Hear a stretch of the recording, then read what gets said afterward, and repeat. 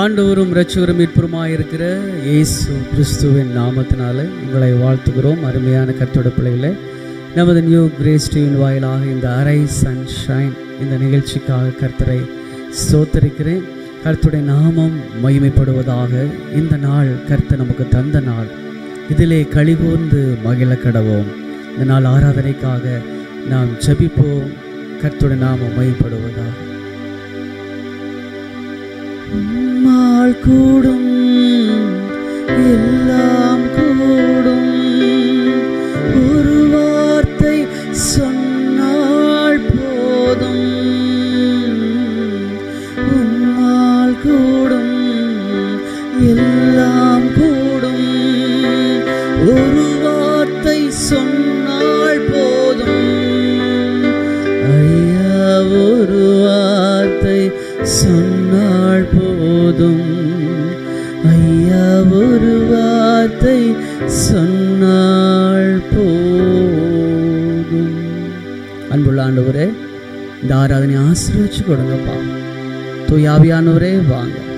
இயேசு கிறிஸ்துவின் நாமத்தில் ஜெபிக்கிறோம் பரிசுத்தமுள்ள பரலோக பிதாவே, ஆமென், ஆமென். நாம் கர்த்தரை பாடி துதித்து மகிமைப்படுத்துவோம். கர்த்தருடைய நாமம் மகிமைப்படுவதாக. ஆமென். ஹல்லேலூயா, ஹல்லேலூயா, பிரைஸ் லார்ட். இல்லை, எப்படி இருக்கீங்க? இந்த நாளில் கூட இந்த நியூ கிரேஸ் டிவி மூலமா உங்களை சந்திப்பதில் மிக்க மகிழ்ச்சி அடைகிறோம்.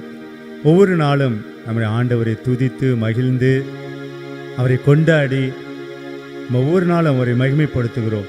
இந்த நாளிலும் கூட நம்ம ஆண்டவரை துதிப்போம். இருக்கும் இடத்திலிருந்து நல்ல உற்சாகமாக கைகளை தட்டி ஆண்டவரை துதித்து மகிழ்ந்து கொண்டாட போகிறோம். இந்த நேரத்தில் கண்களை மூடி ஒரு சின்ன ஜெபத்தோடு நம்ம ஆரம்பிப்போம். அன்பின் பரலோக பிதாவே, இந்த பரிசுத்த நாளை எங்களுக்கு கொடுத்தீரதுக்காக நன்றி ஆண்டவரே. இரவு முழுவதும் நல்ல உறக்கத்தை கொடுத்து ஜீவன்களை பாதுகாத்து கொடுத்து இந்த அதிகாலை பொழுதில் நல்ல ஒரு ஆயுசு நாட்களை எங்களை கூட்டி கொடுத்தீரே, அதுக்காக நன்றி செலுத்துகிறோம் ஆண்டவரே. இதோ கர்த்தாவே, இந்த நாளில் இந்த நீ கிரேஸ்டி மூலம் பார்த்துருந்த ஒவ்வொரு பிள்ளைகளையும் கர்த்தாவே நீ ஆசீர்வதிக்கும்படி உங்கள் கரங்களை நாங்கள் ஒப்புக் கொடுக்குறோம் அப்பா. வல்லமையாக இவர்களை எடுத்து நீங்கள் பயன்படுத்துங்க, பெரிய காரியங்களை செய்யுங்க. எங்களை தாழ்த்தி தரை மட்டும் வணங்குகிறோம் ராஜா. துதிகன மகிமையெல்லாம் உமக்கு நாங்கள் செலுத்துகிறோம். மீட்பர் இயேசு கிறிஸ்துவின் நாமத்தினாலே ஜெபிக்கிறோம் ஜீவனுள்ள நல்ல பிதாவே, ஆமென், ஆமென், ஹல்லேலூயா. இந்த நாளில் நம்ம இருக்கும் இடத்திலிருந்து உற்சாகமாக ஆண்டவர் நமக்கு வாக்கு மாறாத நம்ம தேவனை குறித்து ஆராதிக்க போகிறோம். எல்லாம் எழுந்து நின்று கைகளை தட்டி இருக்கும் இடத்திலிருந்து ஆண்டவரை மகிமைப்படுத்துவோம்.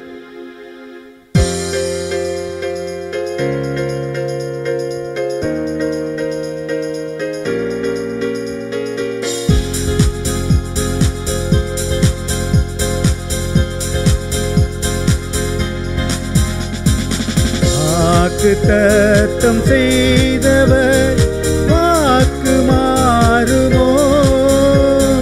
வாக்குத்தத்தம் செய்தவர் வாக்கு மாறுமோ? இல்லை, இல்லை, ஒரு போதும் இல்லை. இல்லை, இல்லை, ஒரு நாளும் இல்லை. இல்லை, இல்லை, ஒரு போதும் இல்லை. இல்லை, இல்லை, ஒரு நாளும் இல்லை. வாக்கு மாறாதவர், வாக்கு மாறாதவர், வாக்கு மாறாதவர், இயேசு வாக்கு மாறாதவர், வாக்கு தத்தம் செய்தவர். எதிரிகள் நம்மளோட வெள்ளம் போல வந்தாலும், நம்ம துன்பங்களை எல்லாம் நம்ம மீது பாய்ந்தாலும் கூட நம்மளை பாதுகாத்து கொடுக்கிற தேவன் அவர் ஒருவரே, இயேசு ஒருவர் மட்டும்தான். வெள்ளம் போலவே துன்பங்கள் எல்லாம் எந்த மீது பாய்ந்தாலுமே, நேசித்தவரும் சத்துருக்கள் போல மாறி என்னை எதிர்த்தாலுமே, வெள்ளம் போலவே துன்பங்கள் எல்லாம் எந்த மீது பாய்ந்தாலுமே, நேசித்தவரும் சத்துருக்கள் போல மாறி என்னை எதிர்த்தாலுமே, இல்லை, இல்லை, உடைவதே இல்லை. இல்லை, இல்லை, நான் நொறுங்குவதில்லை. இல்லை இல்லை நான் உடைவதே இல்லை, இல்லை இல்லை நான் நொறுங்குவதில்லை. இயேசு என்னோடுதான், என் இயேசு என்னோடுதான், இயேசு என்னோடுதான், என் இயேசு என்னோடுதான். வாக்கு தத்தம் செய்தவர்,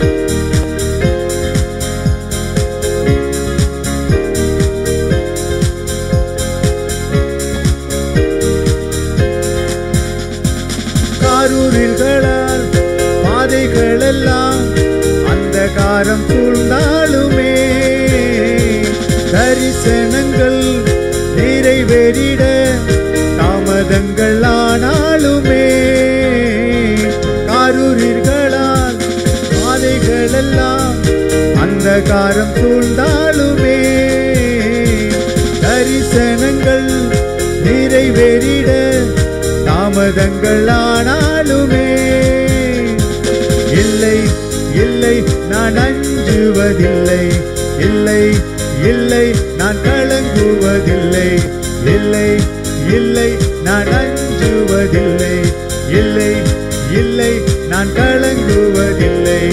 இயேசு ஜீவிக்கிறார், நம் இயேசு ஜீவிக்கிறார், இயேசு ஜீவிக்கிறார், நம் இயேசு ஜீவிக்கிறார். வாக்கு தத்தம் செய்தவர் வாக்கு மாறுமோ, வாக்கு தத்தம் செய்தவர் வாக்கு மாறுமோ, இல்லை இல்லை ஒரு போதும் இல்லை, இல்லை இல்லை ஒரு நாளும் இல்லை, இல்லை இல்லை ஒரு போதும் இல்லை, இல்லை இல்லை ஒரு நாளும் இல்லை. இயேசு நம்மோடுதான், நம் இயேசு நம்மோடுதான். வாக்கு தத்தம் செய்தவர் வாக்கு மாறுமோ, வாக்கு தத்தம் செய்தவர் வாக்கு மாறுமோ, இல்லை இல்லை ஒரு போதும் இல்லை, இல்லை இல்லை ஒரு நாளும் இல்லை. வாக்கு மாறாதவர் இயேசு, வாக்கு மாறாதவர், வாக்கு மாறாதவர் இயேசு, வாக்கு மாறாதவர். ஓஷபரோதுரி ஓரஜசகலதுரி மஷிக பரோதுரி பாப்பா. ஓ ஆவியானவரே உமக்கு நன்றி நன்றி நன்றி. வாக்கு தத்தம் செய்தவர் வாக்கு மாறுமோ,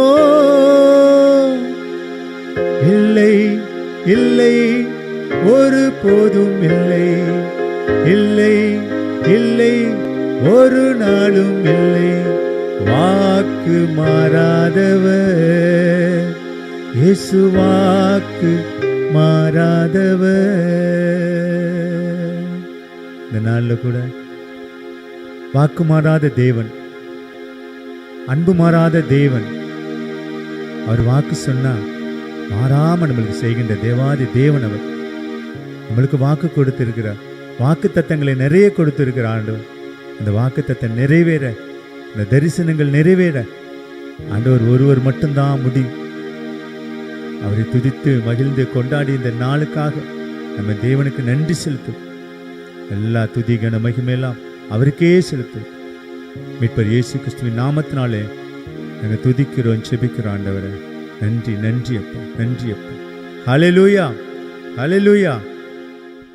கர்த்தருக்குள் பிரியமானவர்களே, இன்றைக்கு கூட நாம் வாசிக்க தெரிந்து கொள்ளப்பட்ட வேத பகுதி மார்க்கு 9வது அதிகாரம் வசனங்கள் 14 தொடங்கி 27 வரை.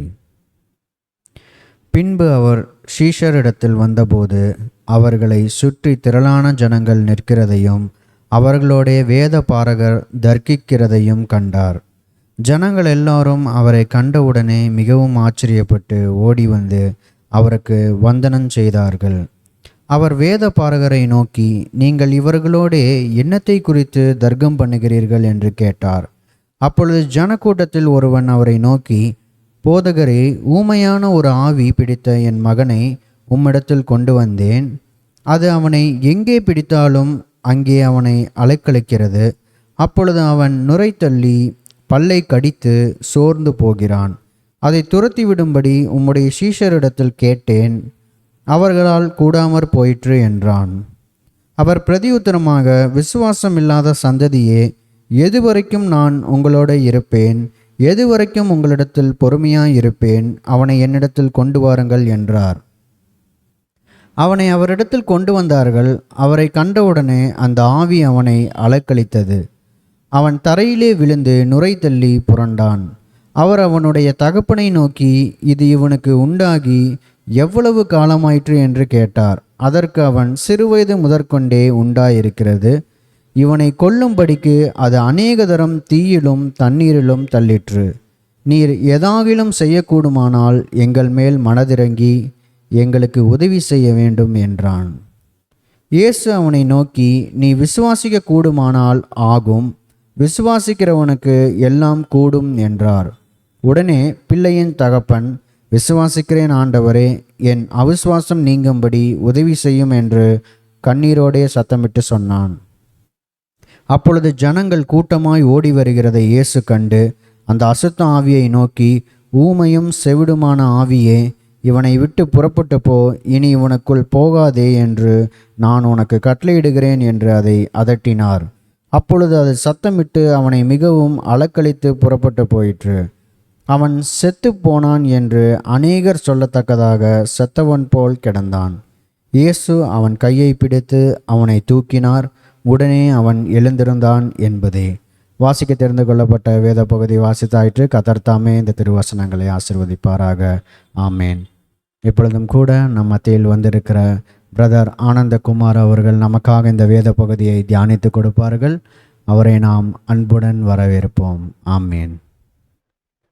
Price Lord. ஹல்லேலூயா. கர்த்தருக்கு ஸ்தோத்திரம் உண்டாவதாக. இந்த நியூ கிரேஸ் டிவியின் மூலமாக மீண்டுமாக உங்களை சந்திப்பதில் மிகவும் சந்தோஷம் அடைகிறேன்.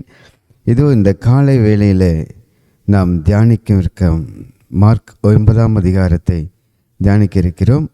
யாவரும் தங்களுடைய பைபிள்களை எல்லாம் எடுத்துக்கொள்ளுங்க. சிறியோர் முதல் பெரியோர் மட்டும் அனைவரும் இந்த வேதத்தை திறந்து இதில் இன்று உங்களுக்காக கர்த்தர் என்ன பேசுகிறார் என்பதை அறிந்து கொள்ளும்படியாக எடுத்துக்கொள்ளுங்கள். மார்க் 9ஆம் அதிகாரம் 14வது வசனம். பின்பு அவர் சீசரிடத்தில் வந்தபோது அவர்களை சுற்றி திரளான ஜனங்கள் நிற்கிறதை அவர்களோடே வேதபாதகர் தர்க்கிருக்கிறதையும் கண்டார்கள். இந்த அதிகாரத்தில் நம்ம வாசிக்கிறபடி இது 3 இடத்துல வருது. மார்க்கு, மத்தேயு 17ஆம் அதிகாரம் 14லேருந்து 19, லூக்கா 9:37லேருந்து 45 வரையும் இந்த அதிகாரத்தை நம்ம வாசிக்கலாம். நம்ம இப்பொழுது மார்க்கை மாத்திரம் எடுத்துக்கொண்டு வாசிப்போம். பாருங்க, 14வது வசனம். பின்பு அவர் சீசரிடத்தில் வந்தபோது அவர்களை சுற்றி திரளான ஜனங்கள் நிற்கிறதையும் அவர்களோட வேத பாதகர் தர்க்கிருக்கிறதையும் கண்டார். இப்போ பார்த்தீங்கன்னா அவர் இதுக்கு முன்பாக என்ன பண்ணியிருக்காருன்னா மறுரூபமாக்கப்பட்டார். யோவான் பேதுருவெல்லாம் கூட்டிகிட்டு போய் மலை மேலே மறுரூபமாக்கப்பட்டு அந்த சம்பவமெல்லாம் நடந்து முடிந்ததுக்கப்புறம் அவர் கீழே இறங்கி வரார். அப்போது சீசர்கள் இடத்துல அநேகர் கூடியிருக்கிறாங்க. திரளான ஜனங்கள் கூடியிருக்கிறாங்க. திரளான ஜனங்கள் கூடி நின்று அவர்களோட வேத பாதகரும் இருக்காங்க. வேத பாதகர்னால் உங்களுக்கு தெரியும், வேதத்தை போதிக்கிறவர்கள், போதகர்கள், அவர்கள்லாம். இவங்கெல்லாம் என்ன பண்ணுறாங்கன்னா தர்க்கிக்கிறதை காண்டார். அப்படின்னா சண்டை போட்டுக்கிட்டு ஒரு பிரச்சனை பண்ணிவிட்டு அந்த இடத்துல இருக்காங்க. இந்த பிரச்சனை என்னன்னு பார்த்தீங்கன்னா 15வது வசனம். ஜனங்கள் எல்லாரும் அவரை கண்டவுடனே மிகவும் ஆச்சரியப்பட்டு ஓடி வந்து அவருக்கு வந்தனம் செய்தார்கள். யாருக்கு? நம்முடைய தேவனாகிய கிறிஸ்து இயேசுவுக்கு வந்தனம் செய்யும்படியாக எல்லா ஜனங்களும் இவர்கிட்ட ஓடி வராங்க. ஆனால் அங்கே பார்த்தீங்கன்னா ஒரே பிரச்சனை. என்ன, எதை குறித்து ஒரு பிரச்சனைன்னா நம்ம வருகிற இந்த வேதத்தில் நம்ம பார்ப்போம். அப்போது ஜனங்கள் எல்லாரும் இயேசுவை கண்டவுடனே ஓடி வந்து அவரை வந்தனம் செய்தார்கள். ஏன்னா தேவனாகிய இயேசு கிறிஸ்து அநேக அற்புதங்களையும் அடையாளங்களையும் அவர் செய்திருக்கிறார். அவர் மேலே ஒரு மதிப்பும் மரியாதையும் இருக்குது. அப்போ அந்த ஜனங்கள் ஓடி வந்து இவருக்கு வந்தனம் செய்யும் போது முன்ன சண்டை போட்டுக்கிட்டு இருந்த அந்த போதகர்களுக்கெல்லாம் எப்படி இருந்திருக்குன்னு பாருங்கள். அவங்கெல்லாம் பெரிய அங்கிகள் அணிந்து சந்தை வெளியில் வரும்பொழுது அவர்களுக்கு வந்தனம் செய்யணும்னு சொல்லி அவங்களுக்குள்ளார ஒரு இது இருக்கும், பவர் இருக்கும். ஆனால் இயேசுவை கண்டவுடனே அவங்க எல்லாரும் என்ன பண்ணுறாங்க? இயேசுவிடமாய் திரும்பி ஓடி வருகிறதை இந்த இடத்துல பார்க்குறோம். வந்து வந்தனம் செய்தார்கள். அதே 16வது வசனம் பார்த்திங்கன்னா, அவர் வேத பாதகரை நோக்கி, நீங்கள் இவர்களோட எண்ணத்தை குறித்து தர்க்கம் பண்ணுகிறீர்கள் என்று கேட்டார். ஏசப்பா வந்து அந்த இடத்துல இவர்கள்ட்ட, இந்த ஜனங்கள்கிட்டையும் இந்த சீசர்களிடத்துல எண்ணத்தை குறித்து நீங்கள் தர்க்கம் பண்ணுறீங்க, என்ன காரணம் அப்படின்னு கேட்கும்போது அந்த வேத பாதகர்கள்லாம் பார்த்திங்கன்னா ஒரு வார்த்தையும் பேசலை. அந்த இடத்துல பேசாமல் அமைதியாக இருக்காங்க. அப்போ அந்த கூட்டத்தில் ஒரே ஒரு மனிதன், மார்க்கு 9:17 வாசிக்கும்போது, அப்பொழுது ஜனக்கூட்டத்தில் ஒருவன் அவரை நோக்கி, போதகரே, ஊமையான ஒரு ஆவி பிடித்த என் மகனை உம்மிடத்தில் கொண்டு வந்தேன். அந்த மனிதன் பார்த்திங்கன்னா தன்னுடைய மகனை, ஊமையும் செவிடனுமாக இருக்கிற ஒரு ஆவி பிடித்த ஒரு மகனை யார் இடத்துல கொண்டு வராங்க? இயேசுவின் இடத்துல கொண்டு வரான். அவன் இயேசுவை நல்லா அறிந்திருக்கிறான். அவர் செய்த அற்புதங்களை எல்லாம் பார்த்துருக்கிறான். அதனால் தேவனிடத்தில் நம்ம போனால், இயேசுவினிடத்தில் நம்ம போனால் நமக்கு விடுதலை கிடைக்குங்கிறதுனால உம்மிடத்தில் கொண்டு வந்தேன்னு சொல்கிறான். அப்போ அங்கே கூடியிருந்த வேத பாதகர்களும் சில ஜனங்களும் என்ன சொல்லியிருப்பாங்க பாருங்க. ஏன் இயேசுவோடவே இருந்தாங்களே இந்த 12 சீடர்கள், அவர்கள்கிட்ட கொண்டு போ, அவர் அற்புதம் பண்ணுவாங்கன்னு சொல்லியிருப்பாங்க. இதை குறித்து தான ஒரு தர்க்கம்தான் அங்கே நடந்திருக்கு.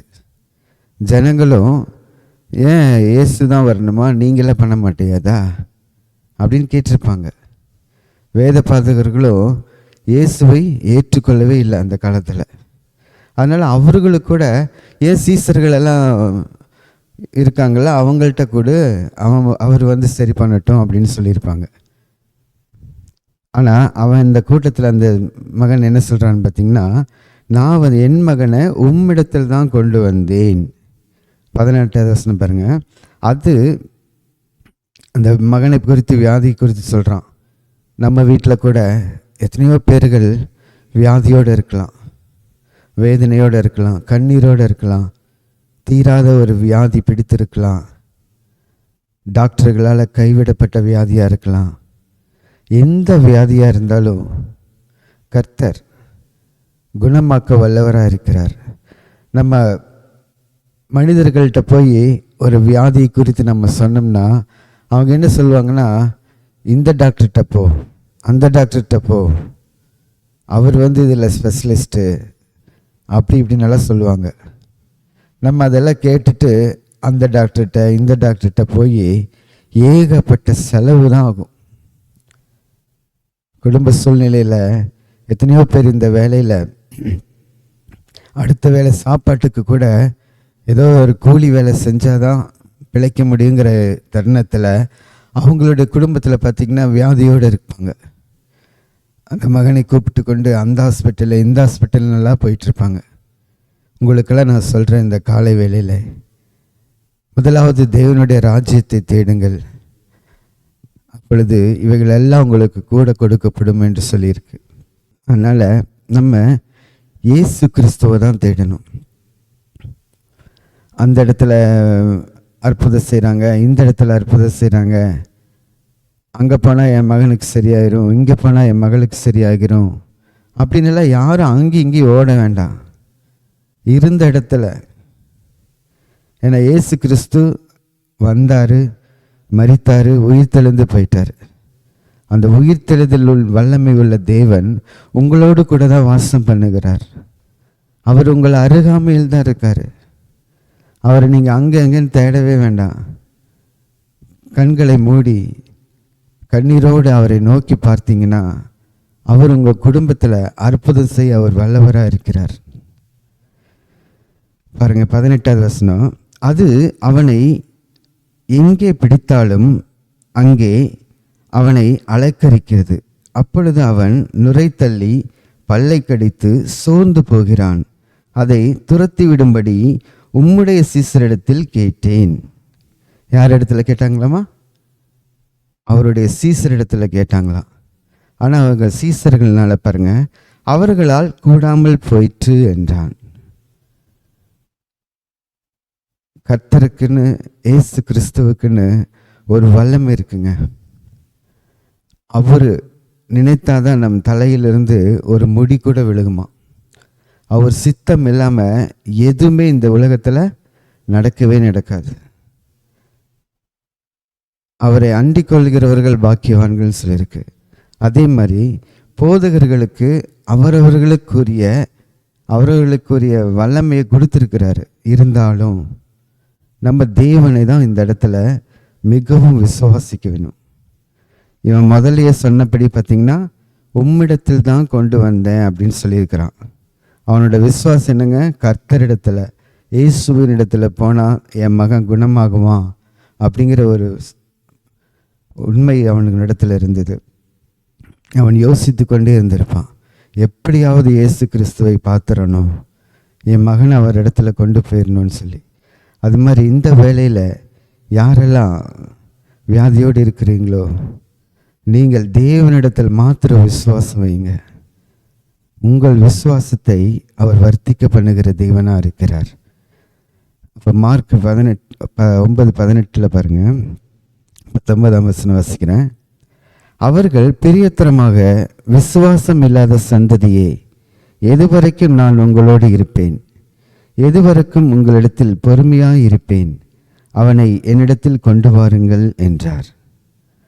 இந்த இடத்துல அந்த ஜனக்கூட்டத்தில் இருக்கிற வேத பாதகர்களையும் சில பேர் கூட்டம் இவர் அற்புதம் செய்வாரா செய்ய மாட்டாரா, இவரால் முடியுமா, இந்த மகனை நாங்கள் எத்தனையோ நாட்கள் பார்த்துருக்கோமே, அவன் வியாதியாக இருக்கிறான், ஒரு ஃபிக்ஸ் வியாதியில் இருக்கிறான் அப்படின்னு நல்லா யோசிச்சிருப்பாங்க. என்ன நடக்க போகுதுன்னு சொல்லி அந்த இடத்துல நின்று இருந்திருப்பாங்க.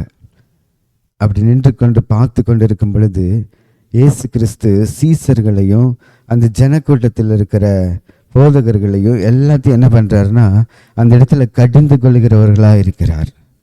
விசுவாசம் இல்லாத சந்ததியே, எது வரைக்கும் நான் உங்களோடு இருப்பேன் அப்படிங்கிறார். அதே நீங்கள் பார்த்தீங்கன்னா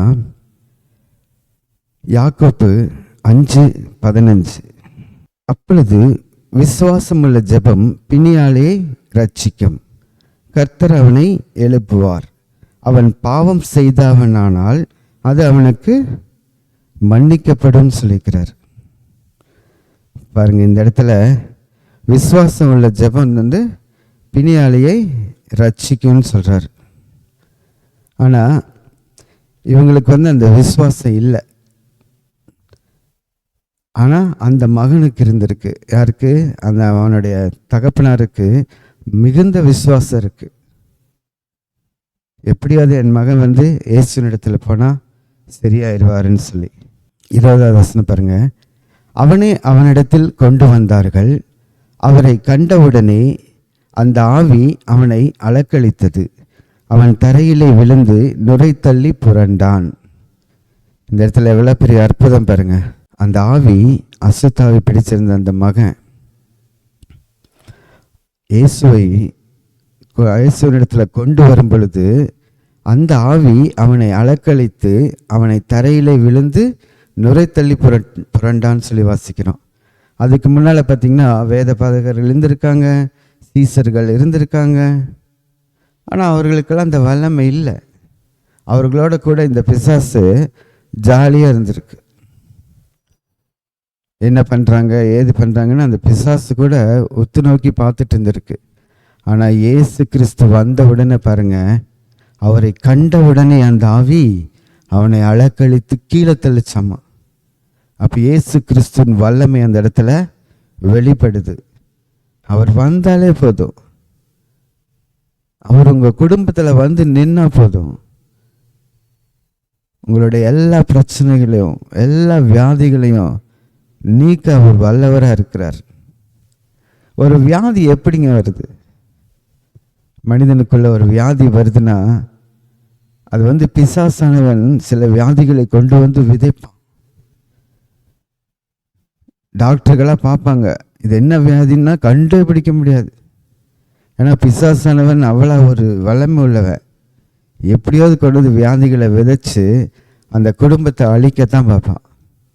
ஆனால் அதை காட்டிலும் வல்லமை உள்ளவர், உயிர்த்தெழுதலின் வல்லமை உள்ளவர், அண்ட சராசரங்களையும் படைத்த நம்முடைய இயேசு கிறிஸ்துக்கு முன்பாக ஒருவரும் நிற்கவும் முடியாது, அவரை எதிர்த்து பேசவும் முடியாது. பிசாசானவன் அவரை கண்டாலே நடுங்குவான். அப்படித்தான் அந்த பிசாசானவன் அவரிடத்துல கொண்டு வந்து நிறுத்தும் பொழுது அவனை தள்ளி விட்டுச்சாமா. 21வது வசனம் பாருங்க. அவர் அவனுடைய தகப்பனை நோக்கி, இயேசு கிறிஸ்து அவருடைய தகப்பனை நோக்கி, அந்த மகனின் தகப்பனை நோக்கி, இது இவனுக்கு உண்டாகி எவ்வளவு காலமாயிற்று என்று கேட்டார். அதற்கு அவன், சிறு வயது முதற்கொண்டே உண்டாயிருக்கிறது. பார்த்தீங்களா, சிறு வயதிலிருந்து அவனுக்குள்ள அந்த வியாதி இருக்கு. இப்போ ஹாஸ்பிட்டலில் பார்த்தீங்கன்னா பிறக்கிற குழந்தைகளுக்கு சுகர் வியாதி இருக்குங்கிறான், ப்ரெஷர் இருக்குங்கிறான், பிறக்கிற குழந்தைக்கு மஞ்சகாமாலை இருக்குன்னு சொல்கிறான். இதெல்லாம் பார்க்கும் பொழுது மிகவும் வேதனையாக இருக்கும். இங்கே ஹாஸ்பிட்டலில் போய் பார்த்தீங்கன்னா இந்த குழந்தைக்கு என்னன்னு கேட்டால் பல வியாதியை குறித்து சொல்கிறாங்க. அப்போ அதெல்லாம் பார்க்கும் பொழுது நம்மளோட கண்களில் கண்ணீர் வரும், ஜெபிக்காமல் இருக்கவே முடியாது. அது மாதிரி தான் இவர் அந்த மகன் சொல்கிறாரு, சிறு வயது மேற்கொண்டு இருக்குன்னு சொல்லி. அப்போது 22வது வசனம், இவனை கொல்லும்படிக்கு அது அநேக தரம் தீயிலும் தண்ணீரிலும் தள்ளிற்று. நீர் ஏதாகிலும் செய்யக்கூடுமானால் எங்கள் மேல் மனதிறங்கி எங்களுக்கு உதவி செய்ய வேண்டும் என்றான். இந்த இடத்துல பார்த்திங்கன்னா அந்த மகனுடைய தாழ்மையை வெளிப்படுத்துகிறான். கர்த்தரிடத்துல போய் எனக்கு இது செஞ்சு தான் ஆகணும், என் மகனை சரி பண்ணுங்க, நாங்களாம் பரம்பரை கிறிஸ்தவர்கள், பாரம்பரியமாக நாங்கள் கிறிஸ்தவர்களுக்குள்ளாயே இருக்கிறோம், இதை சரி பண்ணுங்க அப்படின்னு சொல்லி நம்ம ஆண்டவரிடத்துல கேட்க முடியாது. ஆண்டவரிடத்துல நம்ம தாழ்மையை தான் இருக்கணும். தாழ்மை உள்ளவனையோ கர்த்தர் நோக்கி பார்க்கிறார் என்று சொல்லியிருக்கு. அப்படி தாழ்மையாக இருக்கும் பொழுது தான் கர்த்தர் என்ன பண்ணுவார், நம்மளோடு கூட உறவாடுவார். நம்ம பாட்டை திமிரா இதெல்லாம் என்ன பார்த்துக்கலாம் அப்படின்னு சொல்லிட்டு இருந்தோம்னா கர்த்தர் அதில் இடைப்படவே மாட்டார். இதை கேட்டுக்கொண்டிருக்கிற சகோதர சகோதரிகளே, அப்பேற்பட்ட வியாதிகள் உங்கள் குடும்பத்தில் இருக்கலாம், இல்லை உங்கள் உறவுகளில் இருக்கலாம், உங்கள் உறவினர் வீட்டில் இருக்கலாம். அப்போ நீங்கள் என்ன பண்ணணும்னா அவர்களுக்கு தாழ்மையாக கர்த்தரிடத்தில் போகும்படி, தாழ்மையாக கர்த்தரிடத்தில் வேண்டும்படி அவர்களுக்கு நீங்கள் சொல்லுங்கள். இது ஒரு சுவிசேஷம்தான். அப்படி சொல்லும் பொழுது தான் அவர்கள் தாழ்மையை கற்றுக்கொள்வாங்க. அதாவது உள்ளத்தில் ஆழத்திலிருந்து தாழ்மை வரணும். உலகம் பார்க்குற மாதிரி அப்படியே நடிக்கக்கூடாது. நான் தாழ்மையாக இருக்கேன், நான் தாழ்மையாக இருக்கேன்னு சொல்லி உள்ளத்தில் கர்வமாக இருக்கிறவங்க அநேகர் உண்டு. அவங்க என்ன ஜபிச்சாலும் எப்படி ஜபிச்சாலும் போராடி ஜெபிச்சாலும் உள்ளத்தில் சுத்தம் இல்லாமல், உள்ளத்தில் தாழ்மை இல்லாமல், வெளிப்பிரகாரமாக தாழ்மையை காட்டி பிரயோஜனமே இல்லை. கர்த்தர் அவர்களை தொடவும் மாட்டார், அவர்களை வியாதியை நீக்கவும் மாட்டார். அந்த வியாதி போகவே போகாது. அப்போ அவங்க என்ன சொல்லுவாங்க தெரியுங்களா? எத்தனை சர்ச்சுக்கு போகணும், எத்தனை போதகர் எனக்கு ஜெபம் பண்ணாங்க, நான் போகாத சபையே இல்லை, ஆனால் கர்த்தர் என்னை கண்ணோக்கவே மாட்டுறாரு, அவர் இருக்காரா அப்படின்னு அநேகர் கேட்கக்கூடிய நேரங்கள் எல்லாம் வந்திருக்கு. ஆனால் இந்த இடத்துல பார்க்கும் பொழுது அவனை தீயிலும் தண்ணீரிலும் தள்ளிற்றுன்னு சொல்லியிருக்கிறார். 23வது வசனம், இயேசு அவனை நோக்கி, நீ விசுவாசிக்க கூடுமானால் ஆகும், விசுவாசிக்கிறவனுக்கு எல்லாம் கூடும் என்றார். அப்போ அந்த மகன் விசுவாசிச்சானா இல்லைங்களா? விசுவாசிச்சிருக்கான். அதே நீங்கள் 17வது வசனத்தில் பார்க்கும்போது அந்த மகனை நான் உம்மிடத்தில் தான் கொண்டு வந்தேன்னு சொல்லியிருக்கான். அப்போ அவன் தேவனிடத்தில் விசுவாசம் இல்லாமல் அந்த இடத்துல கொண்டு வந்திருக்கவே மாட்டான். இயேசுவை நம்பி தான் அந்த இடத்துல அந்த மகனை கொண்டு வந்திருக்கிறான். அது நீங்கள் 17வது வசனம் வாசிச்சிங்கன்னா தெரியும். 24 பாருங்க. உடனே பிள்ளையின் தகப்பன், விசுவாசிக்கிறேன் ஆண்டவரே, என் அவிசுவாசம் நீங்கும்படி உதவி செய்யும் என்று கண்ணீரோடே சத்தமிட்டு சொன்னான். அந்த இடத்துல பார்த்தீங்கன்னா அந்த மகன் சொல்கிறான், ஆண்டவரே நான் விசுவாசிக்கிறேன், நீங்கள் குணப்படுத்துவீங்கன்னு எனக்கு தெரியும், அது ஆகிலும் என்னோட அவிசுவாசம் நீங்கும்படி இந்த அற்புதத்தை செய்யுங்கப்பான்னு ரொம்ப தாழ்மையாக கேட்குறான். அந்த மாதிரி அந்த மகனை போல தான் நம்ம என்ன பண்ணணும்? தேவனிடத்தில் கேட்கணும். நம்ம குடும்பத்தில் எவ்வளையோ தேவைகள் இருக்கு. ஒவ்வொரு தேவைகளுக்கும் நம்ம கர்த்தரிடத்துல தான் போய் நிற்கணும். அக்கம் பக்கத்துலேயோ இல்லை வேற ஒரு பெரிய பெரிய ஆளுகள்கிட்டையோ இவங்கள்ட்டெல்லாம் போய் நிற்கணும்னு அவசியமே இல்லை. உலகத்தில் இருக்கிறவரிலும் நம்மில் இருக்கிறவர் பெரியவர். அவ்வளோ பெரிய ஆண்டவரை நம்ம சொந்தமாக கொண்டிருக்கோம், தகப்பனாக கொண்டிருக்கோம், தாயுமாக கொண்டிருக்கிறோம், நண்பனாக கொண்டிருக்கும் பொழுது நம்ம என்ன பிரச்சனை என்ன வியாதியாக இருந்தாலும் அவரிடத்துல போய் நிற்கும்போது நமக்கு ஜெயந்தான் வரும். விசுவாசிக்கணும். இப்போ தோமாவை எடுத்துட்டிங்கன்னா அவருடைய கையில் விரலை போட்டாலொழிய நான் விசுவாசிக்க மாட்டேன்னு சொன்னான். ஆனால் அடுத்த தடவை அவனுக்கு தரிசனமாகி ஆண்டவர் என்ன சொன்னார் பார்த்தீங்களா? நீ என்னை கண்டதினால் விசுவாசிக்கிறாய், ஆனால் காணாமல் விசுவாசிக்கிறவர்கள் பாக்கியவான் சொல்லிக்கிறார். இப்போ நீங்கள் நானெல்லாம் இயேசு கிறிஸ்துவை பார்க்கல. அவர் வாழ்ந்தார், அவர் மரித்தார், உயிர் தெழுந்தார், அவருடைய வேதம் நம்மளோடு கூட இருக்கு, பரிசுத்த ஆவியானவர் நம்மோடு கூட இருக்கிறாரு. இதெல்லாம் நம்ம விசுவாசித்து தான் ஜெபங்கிற ஒரு ஏறெடுக்கிறோம் இல்லைங்களா? ஜெபந்தான் ஜெயம். அதே பாருங்க 25வது வசனம், அப்பொழுது ஜனக்கூட்டமாய் ஓடி வருகிறதை இயேசு கண்டு. ஏற்கனவே அங்கே கூட்டம் இருக்கு, வேத பாதகர்கள் இருக்காங்க, இவர் என்ன பண்ணுவார்னு பார்க்கலான்னு சொல்லி நிறையா பேர் இருக்காங்க. மறுபடியும் சில ஜனக்கூட்டங்கள் ஓடி வருகிறாங்க இயேசுவை பார்த்தன. உடனே அந்த அசுத்தாவியை நோக்கி, யாராவது அசுத்தாவியை நோக்கி ஏய் இவனை விட்டு போ அப்படின்னு சொல்ல முடியுமா?